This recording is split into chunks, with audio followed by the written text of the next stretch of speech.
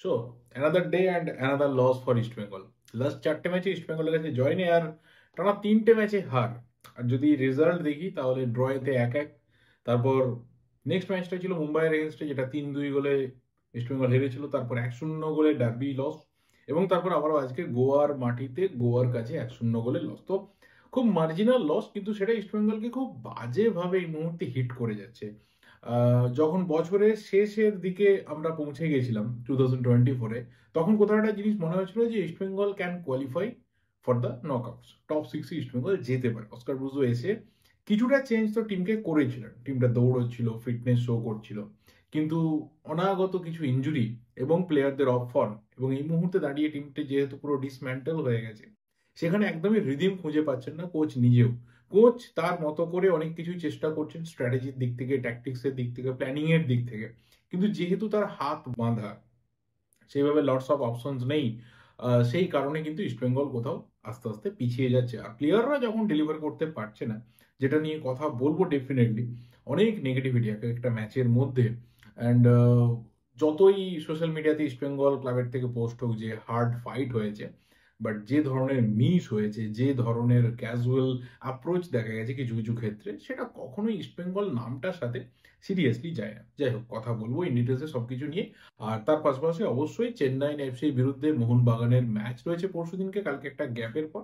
কিন্তু তার আগে মলিনা কি কি জানাচ্ছেন, টিমের কি কি আপডেটস পাওয়া যাচ্ছে, অবশ্যই কথা বলবো। কারণ গোয়া আজকের ম্যাচটা জিতে যাওয়ার পর 6 পয়েন্টের গ্যাপে এসে গেল মোহনবাগানের সাথে, এবং মোহনবাগানের ঘাড়ে নিঃশ্বাস ফেলছে।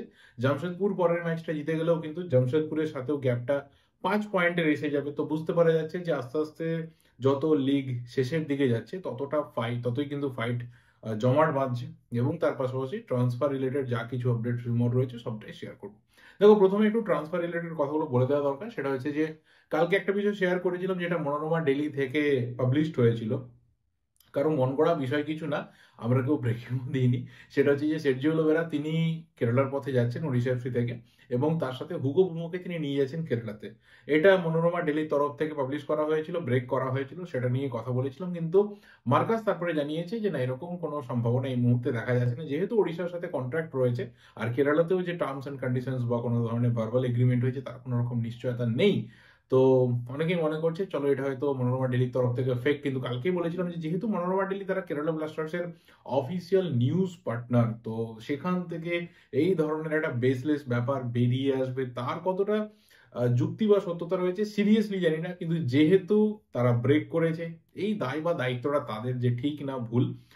খুব একটা কেরালাকে নিয়ে আমাদের এখানে বাংলার ফুটবলের কোনো ফ্যানই খুব একটা ইন্টারেস্টেড থাকে না, কিন্তু নামটা যখন সের্জিও লোবেরা, কারণ তিনি যেখানে যান মোটামুটি সাকসেসের গন্ধ পান।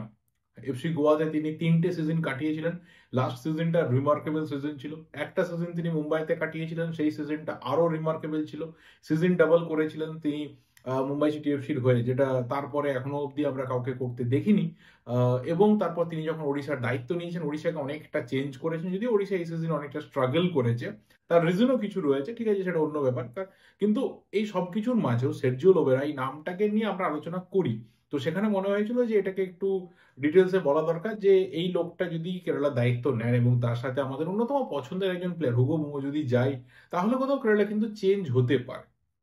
কারণ এই দুজনের কেমিস্ট্রি বা বিশেষ করে একজন কোচের ইনক্লুশন কিন্তু বিশেষ করে একটা টিমকে অনেকাংশে বদলে দিতে পারে। তো ঠিক হলে ঠিক আছে, ভুল হলে কিছু করার নেই সেটা। আর দ্বিতীয় যে বিষয়টা আজকে অফিসিয়ালি ঘটে গেছে, সেটা হচ্ছে প্রীতম কোটাল এবং তার সাথে বিকাশ ইউমনাম সিং, এই দুজন প্লেয়ারের একটা সোয়াপ ডিল হয়েছে। তো প্রীতমের লাইফে ভাই মোহনবাগান থেকে সেই সোয়াপ ডিল লেগে রয়েছে। মোহনবাগান থেকে কেরালাতে গেছিল সোয়াপ ডিলের মাধ্যমে, মোহনবাগান সাহাল আব্দুল সামাদকে পেয়েছিল, তার লাভ মোহনবাগান কুড়িয়েছে, পরপর মোহনবাগান ট্রফি জিতেছে। এবার প্রীতমের কিন্তু কেরালাতে যাওয়াটা একদমই ক্লিক করেনি, পুরোপুরি ফেল করেছে আমি বলবো। সেইভাবে না তো গেম টাইম পেয়েছে, না তো সেইভাবে টিমের কোনোভাবে সাকসেসের পাশেও প্রীতম কোটাল থাকতে পেরেছে, মানে কোনো কোনো ধরনের কন্ট্রিবিউশন রাখতে পেরেছে। কারণ কেরালাতে সাকসেস ইজ জিরো। তো সেখানে প্রীতমেরও যে বিরাট কিছু করার গত সিজনেও ছিল বা এই সিজনেও রয়েছিল, মানে এই 1.5টা সিজনে আমরা বুঝতে পারিনি। তো সেই জায়গা থেকে দেখতে গেলে দেখা যাবে যে প্রীতম কোটাল চেন্নাই এনএফসিতে গেল, হয়তো সেখানে একটা সাকসেসের খোঁজে গেল। 2.5 বছরের একটা মেগা চুক্তি হয়েছে, এই এজে দাঁড়িয়ে 2.5 বছরের একটা চুক্তি কিন্তু যথেষ্ট পরিমাণে ভালো, এবং বিকাশের মতো একটা ইয়াং ডিফেন্ডারকে, একটা প্রমিসিং প্লেয়ারকে কেরালা কিন্তু খুব আর্লি পেয়ে গেল, যেটা হয়তো ওরা 2025-এর সামারে পেত। মানে আরো একটা কি বলবো লং গ্যাপ থাকতো, সময় অপেক্ষা করতে হতো কেরালা ফ্যান্সদেরকে একটা ইয়াং ডিফেন্ডারকে নিয়ে উৎসব করার জন্য, সেটা অনেক আগে হয়ে গেল। আর উল্টো দিকে চেন্নাই এনএফসি যারা ডিফেন্সে কিছুটা স্ট্রাগল করছিল, তারা একজন এক্সপিরিয়েন্স ক্যাম্পেনারকে পেয়ে গেল এবং একজন লিডারকে পেয়ে গেল, যেখানেও কিন্তু চেন্নাই ভীষণভাবে সাফার করছে যে সেই অর্থে ভালো ইন্ডিয়ান লিডার নেই। তো সেটা প্রীতম কোটাল গিয়ে হয়তো চেন্নাইকে হেল্প করতে পারবে। আর চেন্নাই এফসি গত কয়েকটা বছর ধরে একটা জিনিস শো করছে যে প্রচুর বাঙালি প্লেয়ার রিক্রুট করছে, ভালো ভালো বাঙালি প্লেয়ার রিক্রুট করছে। তো এইবারে নতুন নামটা অবশ্যই কিন্তু প্রীতম কোটাল থাকছে। আর বিকাশ ইমরানের সাথে সম্ভবত 5 বছরের একটা চুক্তি কেরালার হয়েছে, যথেষ্ট পরিমাণে ভালো, কারণ ইয়াং প্লেয়ার রয়েছে, লং টার্মে তাকে নিয়ে প্ল্যান করতে পারবে। আর অনেকদিন আগেই বলেছিলাম যে কেরালা কিন্তু ধীরে ধীরে ডিফেন্সের জায়গাটাতে ইয়াং প্লেয়ারদেরকে নিয়েই প্ল্যানটা করতে চাইছে। সেখানে বিকাশ ইউনাম, সেখানে হার্মিপম রুইভা, সেখানে নাওচা, সন্দীপ, আইবান ডোহলিং, প্রায় প্রত্যেকেই বলা চলে ইয়াং প্লেয়ার, এবং তাদেরকে নিয়েই লং টার্মে এগোতে চাইছে। কিন্তু আলটিমেট সাকসেসটা অনেক দূরেই থেকে যাচ্ছে কেরালার। তো এই কয়েকটা ছোট ছোট রিউমার বা আপডেট ছিল শেয়ার করার জন্য। এরপরে যেখানে মেনলি ঢুকবো সেটা হচ্ছে আজকে সন্ধ্যেবেলার ম্যাচটা, যেখানে গোয়ার কাছে ইস্টবেঙ্গল 1-0 হেরেছে। 13 মিনিটের মাথায় ব্রাইসনের যে গোলটা, ব্রাইসন এই মুহূর্তে কেরিয়ারের আমার মনে হয় বেস্ট ফর্মে রয়েছে। 6টা গোল হয়ে গেল, এবং মোহনবাগান যে ম্যাচটা গোয়াতে গিয়ে হেরেছিল, এই ব্রাইসন একার হাতে মোহনবাগানকে হারিয়েছিল। স্টার্টিং 11-এ থেকে জোড়া গোল করেছিল, এবং কোথাও প্রায় বলতে গেলে যে পুরো ম্যাচটা যে গোয়া দখল করে রেখেছিল মোহনবাগানের এগেনস্টে, সেখানে পুরোধা যে সামনে থেকে একটা আলাদা ফ্লেয়ার দেখানো, সেটা কিন্তু এই ব্রাইসন ফার্নান্ডেজ করতে পেরেছিল। এবার দেখো, এই প্লেয়ারটা না ব্র্যান্ডনকে রিপ্লেস করেছে। আজকে যদি ব্র্যান্ডন এই টিমটাতে থাকতো, যদি মুম্বাই না যেত, তাহলে ডেফিনেটলি ব্র্যান্ডনকে খেলানোর জন্য বা ব্র্যান্ডনে স্টার্ট করার জন্য সওয়াল উঠতে পারতো। কিন্তু যেহেতু ব্র্যান্ডন নেই এবং ব্রাইসন সুযোগটা পেয়েছে, সুযোগে সদ্ব্যবহার করেছে। আমি জাস্ট এখানে কিছু সেকেন্ড নিতে চাইছি। আমাদের ইন্ডিয়ান ফুটবলে বহু ট্যালেন্টেড প্লেয়ার রয়েছে, তাদের এই জিনিসটা দেখে শেখা দরকার রয়েছে। আমি জানি না আগামী সিজনে ব্রাইসন কি লেভেলে থাকবে, কি ফর্মে থাকবে, আদৌ এই লেভেলটা, এই ফর্মটা, এই সুপ্রিমেসিটাও ধরে রাখতে পারবে কিনা। কারণ অনেক ইয়াং ট্যালেন্টস আছে যারা একটা সিজনে তো অসাধারণ খেলেছে, পরের সিজনে আর খুঁজে পাওয়া যায়নি। লটস অফ এক্সাম্পলস, সেখানে কিয়ান নাসির থেকে শুরু করে, সেখানে শিবা শক্তি থেকে শুরু করে, বিদ্যাসাগর সিং, দেয়ার আর লটস অফ এক্সাম্পলস যারা একটা সিজনে অসাধারণ খেলেছে, পরবর্তী সিজনে তাদের খুঁজে পাওয়া যায়নি। কিন্তু আমি চাই না যে ব্রাইসনে এরকম একটা ট্যালেন্ট হোক। আমি প্রতি সিজনে বলি যে আমি চাই না এই এই প্লেয়ারটা পরবর্তী সিজনে এই ট্যালেন্ট হয়ে যাক।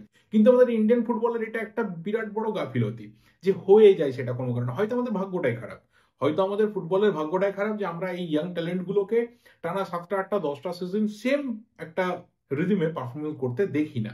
কিন্তু যদি ব্রাইসন আজকে এই সুযোগটা কাজে না লাগাতো, তাহলে কিন্তু পরের পর যে ম্যাচগুলোতেও স্টার্টিং 11-এ থাকছে, ভাইটাল ম্যাচগুলোতে, যেখানে গোয়ার 3 পয়েন্ট পাওয়াটা ভীষণভাবে দরকার। হয়তো সব ম্যাচে 3 পয়েন্ট পাচ্ছে না, উইনিং পজিশন থেকে পয়েন্ট লস করছে, হারছে, ড্র করছে, সব করেছে, কিন্তু ব্রাইসন কোথাও কোচের কিন্তু আস্থাটা অর্জন করতে পেরেছে এবং রেগুলার বেসিসে স্টার্ট করছে। টিমে সিনিয়র প্লেয়ার রয়েছে, তাকে ড্রপ করে দিয়ে ব্রাইসনকে খেলানোর সিদ্ধান্ত ম্যানুয়েল মার্কোস রোগাকে কিন্তু পে করছে।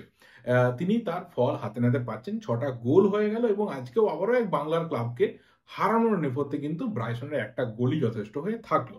একইভাবে মোহনবাগানের পর ইস্টবেঙ্গলকে হারানোর জন্য যে প্লেয়ারটা দায়ী বা মোটামুটি দায়িত্ব নিয়ে রাখলো, সেটা হচ্ছে এই ব্রাইসন ফার্নান্ডেজ। কেরালা মানে গোয়ার হয়ে দায়িত্ব, আর মোহনবাগান ইস্টবেঙ্গলের হয়ে সেই প্লেয়ারটা দায়ী। 13 মিনিটের মাথায় যে গোলটা হয়েছে, সেখানে আমি বলবো যে পুরোপুরি ডিফেন্সিভ ফেলিওরকেও কাজে লাগিয়েছে, ও ফ্লসটাকে কাজে লাগিয়েছে। বোরহার যে বলটা ওর জন্য বাড়িয়ে দিয়েছিল, আর বোরহার এই সিজনে ইস্টবেঙ্গলের এগেনস্টে 4টে গোল কন্ট্রিবিউশন হয়ে গেল।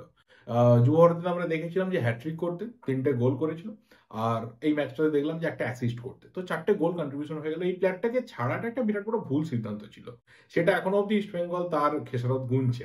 আমি জানি না কোচের সাথে কি প্রবলেম হয়েছিল, সেই সময় কথা বলেছিলাম, যাক পাস্ট ইজ পাস্ট, সেটাকে নিয়ে এখন ভেবে লাভ নেই। কিন্তু সুপার কাপ জেতার পেছনে, ফাইনালে পেনাল্টি আর্ন করা এবং সেখান থেকে গোল করা এবং ট্রফি জেতার পেছনে বোরহার যে একটা কৃতিত্ব অলওয়েজ ছিল, এটা আমরা সবাই জানি। যদিও সেই পেনাল্টি বিতর্কিত ছিল, ঠিক আছে, সেটা অন্য বিষয়, বাট প্লেয়ারটার যে কন্ট্রিবিউশন ছিল সেটা হাই লেভেলে ছিল। ইস্টবেঙ্গল সেটা সেটা দাঁড়িয়ে দাঁড়িয়ে উপভোগ করেছিল। পরবর্তী সময়ে কোচের সাথে বনিবনা না হওয়ার কারণে আমরা দেখলাম যে বোরহা বেরিয়ে যাচ্ছে এবং সেটা ইস্টবেঙ্গলকে এখনো অব্দি হিট করে রেখেছে।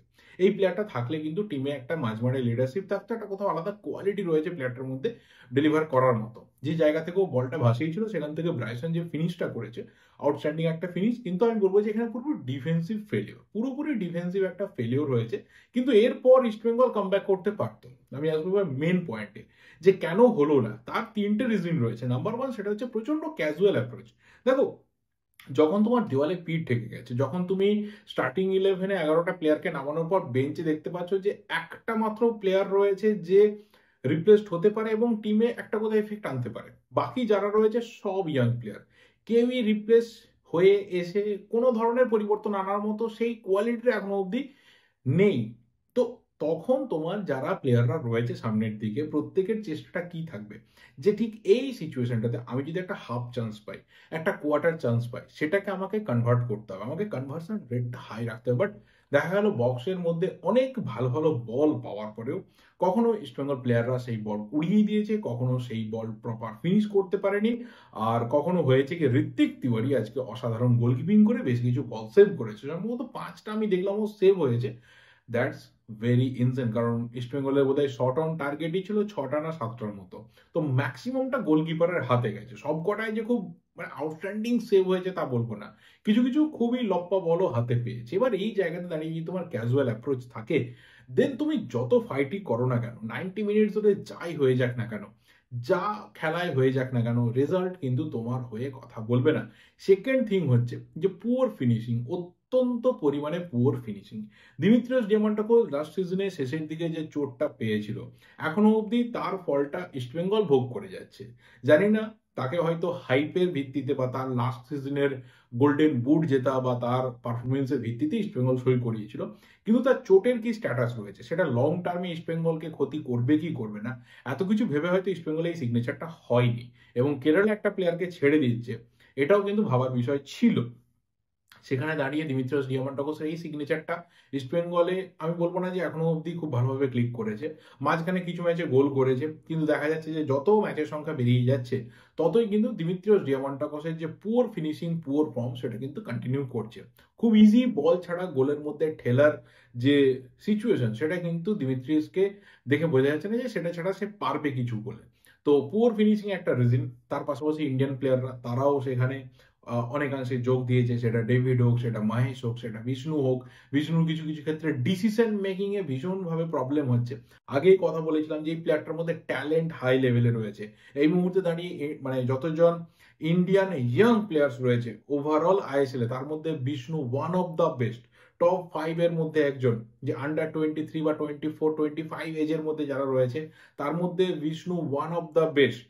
বাট ডিসিশন মেকিং তোমার যদি পুয়ার হয়, তাহলে কিন্তু পরবর্তী সিজনে তুমি কোচকে ইমপ্রেস করতে না পারলে, এই যে গেম টাইমটা তুমি এখন পাচ্ছ, হয়তো বেশি প্লেয়ার নেই বা যারা রয়েছে তারা ফর্মে নেই বা কোথাও চোট বা বিভিন্ন প্রবলেম রয়েছে বলে, সেটা কেটে গেলে কিন্তু তুমি আর এই টিমটাতে সুযোগ নাও পেতে পারো। ডিসিশন মেকিং অনেক বেটার করতে হবে বিষ্ণুকে। এই জায়গাতে দাঁড়িয়ে কিন্তু ইন্ডিয়ান প্লেয়ার এবং ফরেন প্লেয়ারদের মধ্যে যে পুয়ার ফিনিশিং, সেটা ভীষণভাবে কি ইস্টবেঙ্গলকে ক্ষতি করে দিয়ে গেল। অ্যান্ড নাম্বার 3 যে জিনিসটা, সেটা হচ্ছে প্লেয়ারদের মধ্যে প্রপার কমিউনিকেশন নেই। মানে আমি সিরিয়াসলি বলছি, যে জায়গাতে দাঁড়িয়ে ওপেন চান্স তৈরি হচ্ছে, যেখানে মাহেশ বলটা বক্সের মধ্যে নিয়ে ঢুকছে, সেখানে দুদিকে দুটো প্লেয়ার রয়েছে, বাট কোথায় পাস দেবে ঠিক করতে পারলো না, কারোর সাথে আই কন্ট্যাক্ট নেই, কিছু না।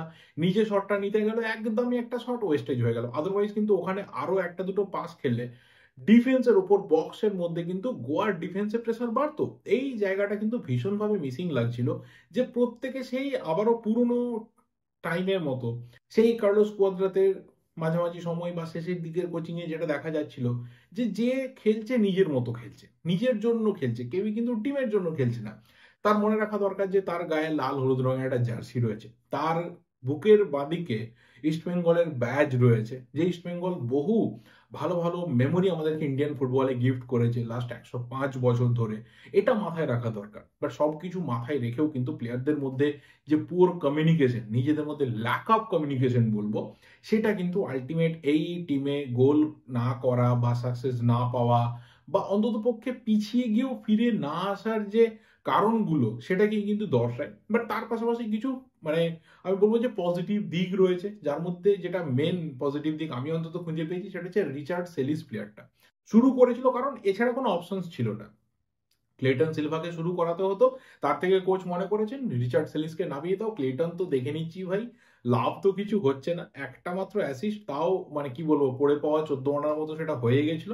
কিন্তু সেখান থেকে ঠিক আছে, পাঞ্জাব ম্যাচটাতে ইস্ট বেঙ্গল মানে একটা গ্রেটেস্ট কামব্যাক করেছিল, ঠিক আছে অন্য ব্যাপার, বাট তার বাইরে ক্লেটন সিলভাকে খুঁজে পাওয়া যায়নি। কিন্তু রিচার্ড সেলিসকে শুরু থেকে খেলানোটা খুব ভালোভাবে কাজে দিয়েছে, প্লেয়ারটার মধ্যে চেষ্টা রয়েছে। এবার নতুন টিমে এসেছে, সেইভাবে কারোর সাথে এখনো অব্দি বন্ডিং তৈরি হয়নি, সেইভাবে জানে না যে এই প্লেয়ারটা কিরকম খেলে, কে কতটা ভালো আর কে কতটা খনি।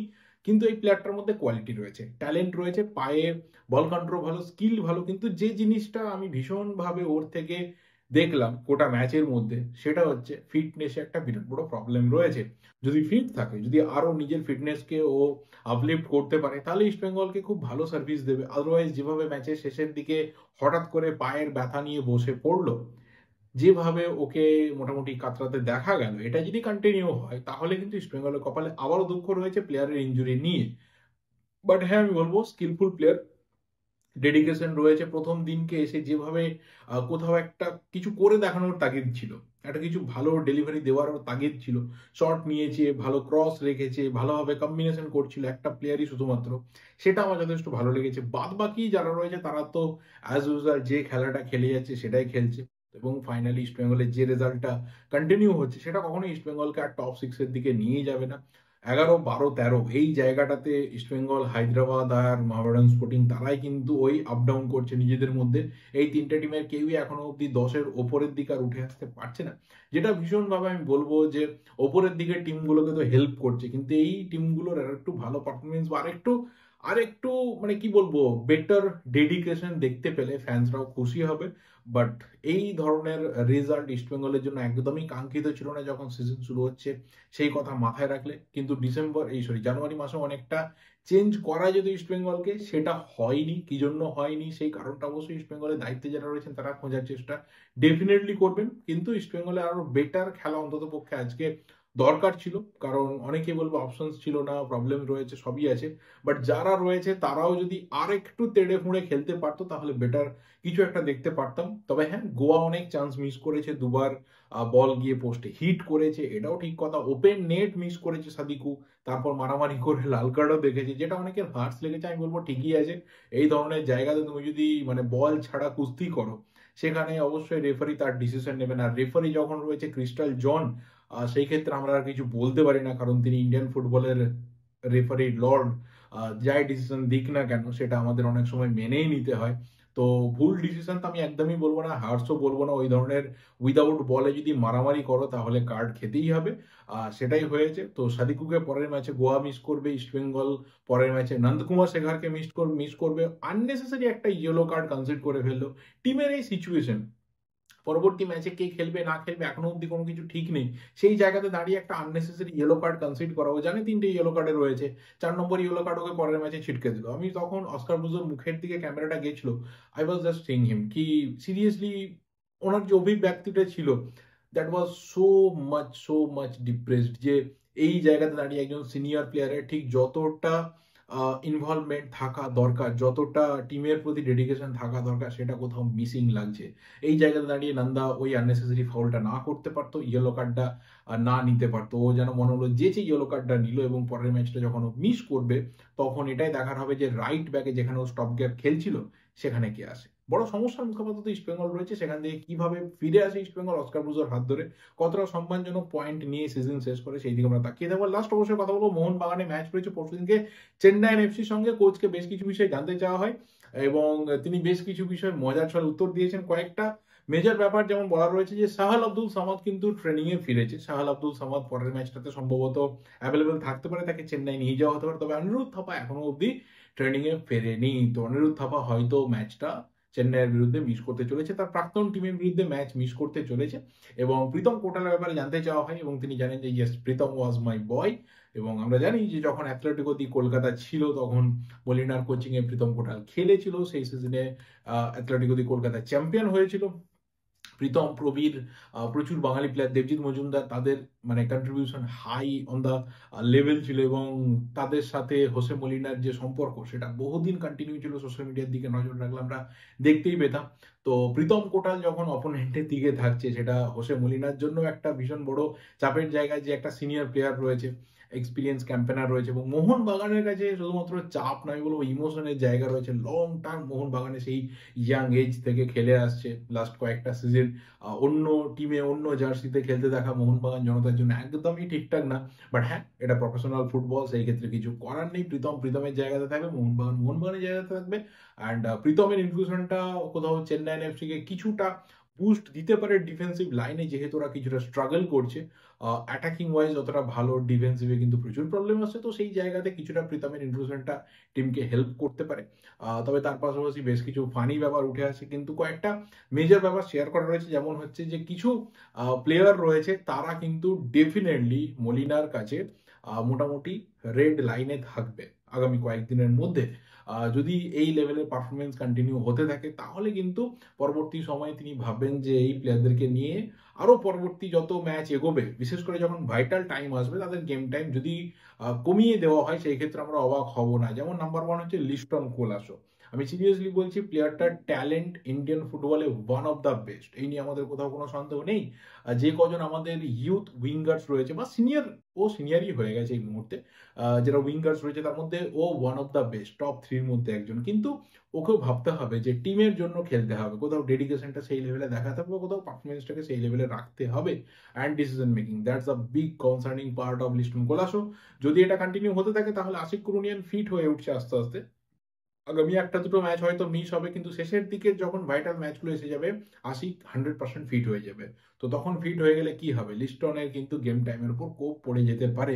এটা কিন্তু আপডেট আসছে। এবং তার পাশাপাশি অবশ্যই জেমি ম্যাকলারেন, তাকে শুধুমাত্র ডার্বির জন্য কিন্তু গোল করতে নিয়ে আসা হয়নি, তাকে বাকি ম্যাচে ভাইটাল ম্যাচগুলোতে গোল করার জন্য নিয়ে আসা হয়েছে। বাট ওর যা আপাতত পারফরমেন্স লেভেল, বা ওর যেভাবে থার্ড ম্যান মুভ দেখতে পাওয়া যাচ্ছে, যেভাবে পজিশনিং এ ল্যাকিং দেখতে পাওয়া যাচ্ছে, যদি এটা চলতে থাকে, তাহলে আমরা হয়তো জেসন কামিংসকে অনেক বেশি করে গেম টাইমে দেখবো, রাদার কিন্তু আমরা বেঞ্চে অনেক বেশি সময় জেমি ম্যাকলারেনকে কাটাতে দেখবো। একটু এবার রিভার্স হয়ে যেতে পারে, যেটা শুরুর দিকে হচ্ছিল, যে ম্যাকলারেন বেশি করে সুযোগ পাচ্ছিল আর কামিংস চলে যাচ্ছিল বেঞ্চে। এবার হয়তো হতে পারে যে কামিংস অনেক বেশি করে স্টার্টিং ইলেভেনে আসছে, আর ম্যাকলারেন চলে যাচ্ছে বেঞ্চে, two partner either Petratos or Greg Stewart, টিমের সিচুয়েশন অনুযায়ী বা অপোনেন্টের যা কন্ডিশন রয়েছে সে অনুযায়ী। এবার দেখা যাক কি হয়।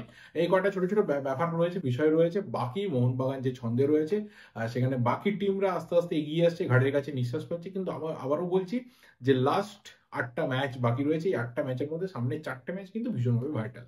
এই 4টে ম্যাচের রেজাল্টের উপরে কিন্তু অনেক কিছু ডিপেন্ড করে থাকবে, কারণ লাস্টের যে 4টে ম্যাচ রয়েছে, সেই 4টে ম্যাচ যখন আসবে, তখন বাকিরাও কিন্তু অলমোস্ট লিগ টাইটেলের যে ফাইট রয়েছে, সেই ফাইটের একদম খুব ক্লোজ জায়গাতে পৌঁছে যাবে। তো দেখা যাক কি হয়, এর বেশি আর কিছু বলার নেই।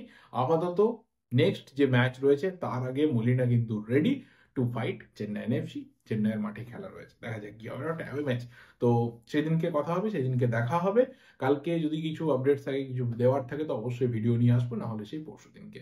এই ভিডিওটা এই অবধি, ভালো লাগলে লাইক করো, শেয়ার করো, দেখা হবে পরের ভিডিওতে। Till then subscribe the channel যদি নতুন হয়ে থাকো। Thank you, goodbye and good night.